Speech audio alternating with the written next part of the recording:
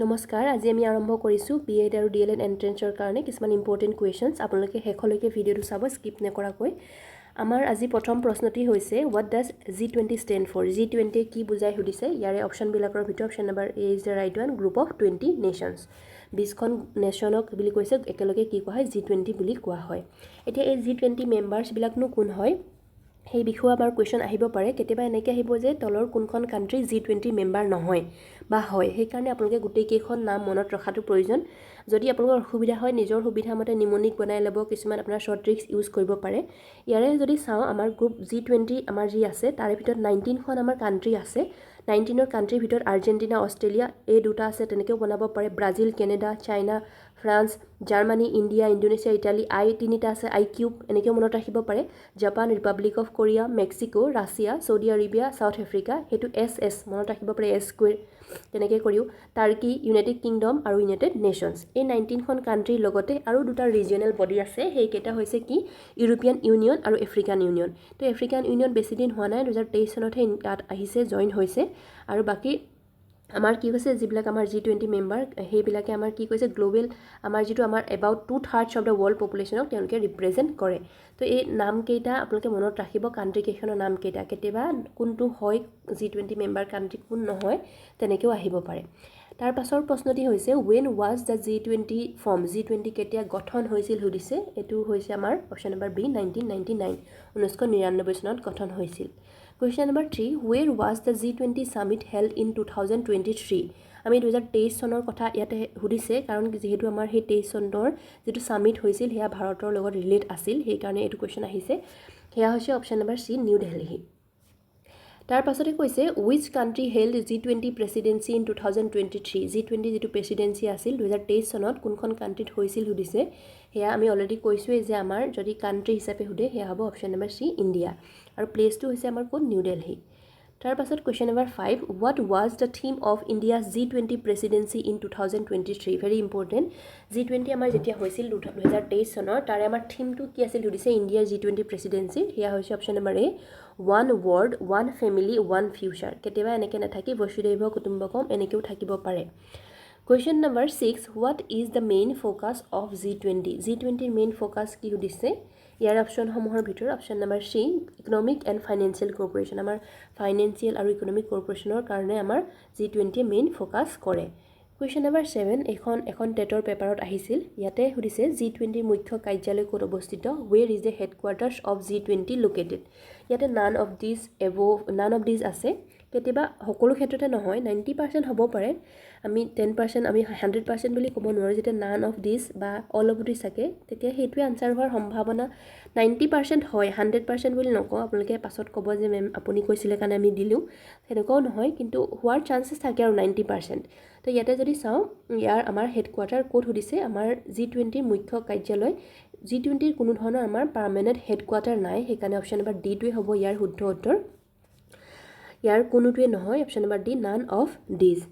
তাৰ পাছত কৈছে question number 8 which of the following Indian initiative was highlighted during G20 India 2023 এই যে আমাৰ যেতিয়া G20 হৈছিল ইন্ডিয়া 2023 চনত কোন কেইটা বিষয় আমাৰ ইনিশিয়েট কৰা হৈছিল সুধিছে ইন্ডিয়াত তো ইয়াৰে ভিতৰত যদি চাও ইয়াত দিছে one sun one world one grid digital India life for full form to হৈছে lifestyle for environment all of the above already যে মই কৈছিলো কেতিয়াবা এনেকুৱা হ'ব পাৰে যে অল অফ দা এবভ থাকিলে গুটেই কেইটা হোৱাৰ চান্সেছ থাকে 90% তো ইয়াতে যদি হেইফালৰ পৰা চাও ইয়াৰ অপচন নম্বৰ ডি হ'ব শুদ্ধ উত্তৰ অল অফ দা এবভ গুটেই কেইটা আমাৰ ইনিশিয়েটিভ লোৱা হৈছিল তাৰ পিছত question number 9 which country will host G20 summit in 2025 2025 চনৰ G20 কোনে হোষ্ট কৰিব সুধিছে তো এটো এটা ইম্পৰ্টেন্ট কোৱেশ্চন হয় ইয়াৰে শুদ্ধ উত্তৰটো হৈছে option number B South Africa 2024 ৰ কথা নকল নহয় হেয়া হৈছে আমাৰ ৰিও ডি জেনেৰিও ব্ৰাজিলত দেই এটো মনত ৰাখিব আমাৰ 2023 হৈছে আমাৰ ইন্ডিয়া 2024 ৰিও ডি জেনেৰিও ব্ৰাজিল আৰু আমাৰ 5 হ'ব কোট হ'ব সাউথ আফ্ৰিকা এটো অক্টোবৰ মানত হ'ব কুৱেশ্যন ইয়াতে দিছোঁ অলৰেডি আমি যে কৈছিলোঁ G20 কোনো ধৰণৰ পাৰ্মানেণ্ট হেডকোৱাৰ্টাৰ নাই ইয়াৰে কথা কৈছে যে এইটো আমাৰ এনুৱেল ৰোটেটিং প্ৰেচিডেঞ্চি হয় যেনেকৈ আমি অলৰেডি ক'লোঁ যে 2023 চনত ইণ্ডিয়াৰ আছিল তাৰপিছত 24 চনৰ ৰিঅ' ডি জেনেৰিঅ' ব্ৰাজিল আৰু তাৰ পাছত এতিয়া হোষ্ট কৰিব কোনে আফ্ৰিকাই চাউথ আফ্ৰিকাই ইয়াতে লগতে কৈছে যে এটা administrative and logistic support is provided by the host country and the troika মানে হৈছে কি এই তিনিখন কাণ্ট্ৰি হৈছে কাৰেণ্ট পাষ্ট আৰু ইনকামিং হোষ্ট কাণ্ট্ৰি এই গোটেইকেইখনে সহায় কৰে নেক্সট কুৱেশ্যন হৈছে আমাৰ what is the official language of the G20 Summit G20 Summitৰ আমাৰ অফিচিয়েল লেংগুৱেজ কি দিছে ইয়াতে আছে অপশ্যন ইংলিছ ফ্ৰেঞ্চ আৰু স্পেনিছ আৰু কৈছে অল অফ দ্য এবভ ইয়াতে যদি চাওঁ অপশ্যন নম্বৰ ডি হ'ব শুদ্ধ উত্তৰ অল অফ দ্য এবভ গোটেইকেইটাই আমাৰ কি হয় G20 Summitৰ অফিচিয়েল লেংগুৱেজ হয় নেক্সট হৈছে NPTEL এইটো আহিছিলে আপোনালোকৰ যেহেতু তেজপুৰ ইউনিভাৰ্চিটি B.Ed সেইকাৰণে ইম্পৰ্টেণ্ট বুলি ভাবোঁ NPTEL আমাৰ ষ্টেণ্ড ফৰ কি সুধিছে ইয়াৰে যদি অপশ্যন চাওঁ অপশ্যনসমূহৰ ভিতৰত national program on technology enhanced learning তাৰপিছত কৈছে question number 12 which organization runs the NPTEL platform যিটো NPTEL প্লেটফৰ্ম সেইটো কোনটো অৰ্গেনাইজেশ্যনে ৰান কৰে সুধিছে চলাই সুধিছে ইয়াৰে অপশ্যন নম্বৰ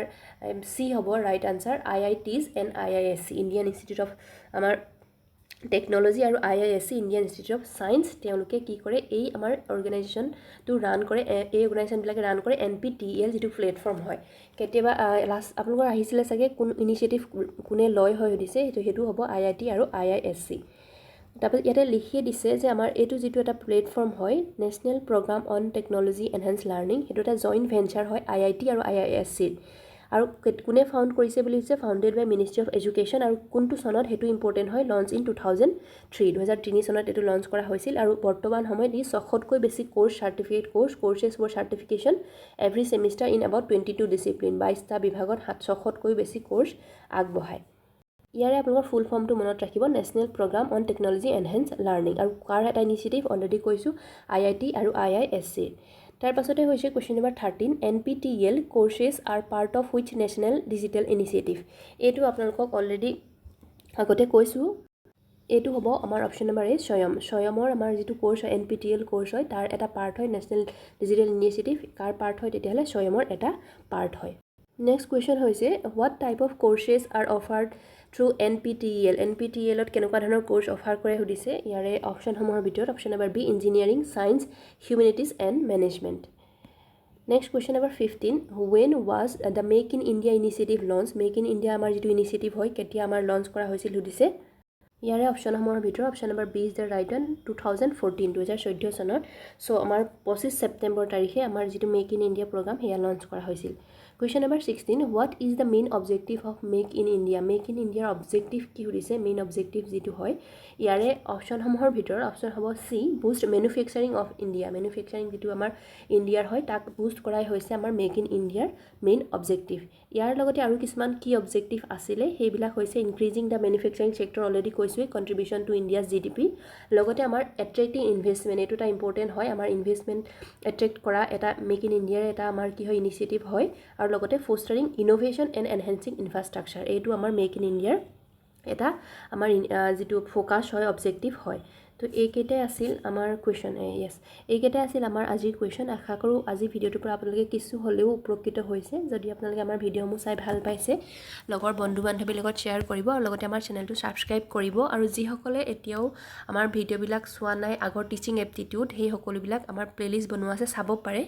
আৰু নেক্সট মই বড়োলেণ্ড ইউনিভাৰ্চিটি বহুতে কৈ আছে বড়োলেণ্ড ইউনিভাৰ্চিটিৰ আমাৰ কুৱেশ্যন লাগে প্ৰিভিয়াছ ইয়েৰৰ নেক্সট ক্লাছত মই বড়োলেণ্ড ইউনিভাৰ্চিটিৰ কাৰণে আনিম আজি ভিডিঅ'টো চোৱাৰ কাৰণে ধন্যবাদ